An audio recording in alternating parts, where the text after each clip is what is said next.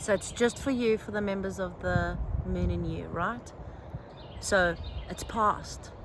Full moon is gone. We're out of it. But what you're feeling is what you are still holding on to. Those feelings of probably fear or some kind of resonating pull that when you saw in the things that I wrote, and I said drop it like it's hot, you don't want to justify it, you don't want to think about it, you don't want to like bring it in because you feel sorry for it or you don't understand it. Drop it. It's like, it's hot, you drop it. Because if you don't drop the fear, you've got to understand that fear is an emotion, and this full moon that is in the Leo creator energy is bold and it's pulling. So what's happening, and what I'm seeing with a lot of everybody, unless you are somebody that is on moon in me and on moon in you and understanding, you know, who your influences are, who your planets are, what's going on. If you're not doing that, or let me say it this way, if you're reading what I've shared with you and you're not understanding, then it's time for you to get a moon in me buddy, because the misunderstanding comes from the mind. It doesn't come from your heart. These fears are emotional. There's not one fear that is a thought.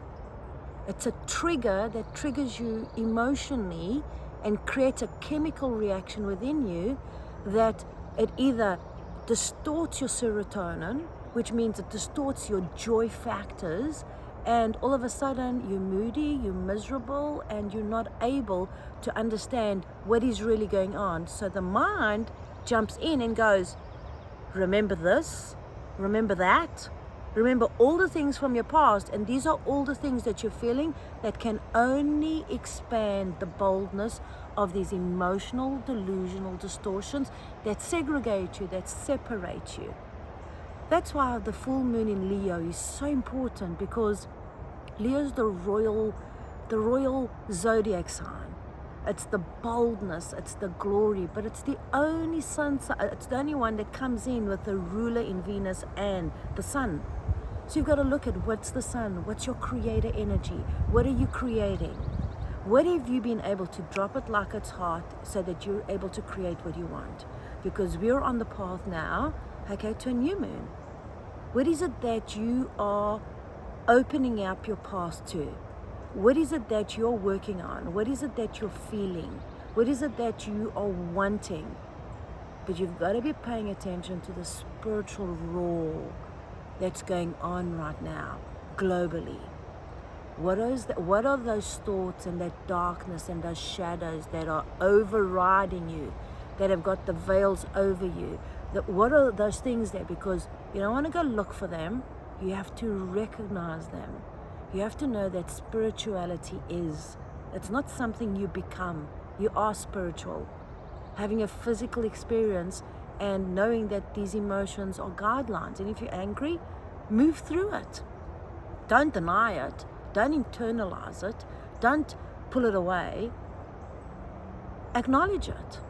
It's all about your connection. People are saying, I need to get grounded to the earth. You can't get grounded to the earth just as much as you can't get gravity to gravitize you. That doesn't even exist.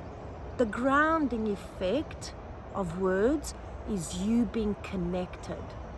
What do you feel that you are connected to? Does it feel good?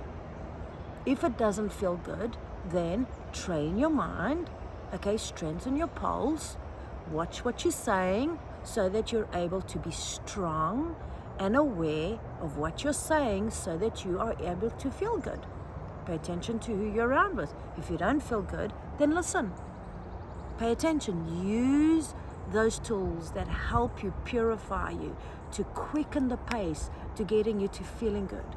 Focus on what matters and brings value to your life so that you're able to open up those doors, because, as I spoke about, Venus is opening up the doors of abundance. You can't be opening up the doors of abundance and be moaning and complaining or in fear of lack or pennies or your money or your relationship or what this one said or that one said, or with closed hearts that cannot open up to anything. You have to understand, you can't be sad and happy at the same time. You can't be rich and poor at the same time. So, are you going to go with Venus's abundance? Or are you going to struggle in the mind and the lack of your past? Your choice. Choose wisely.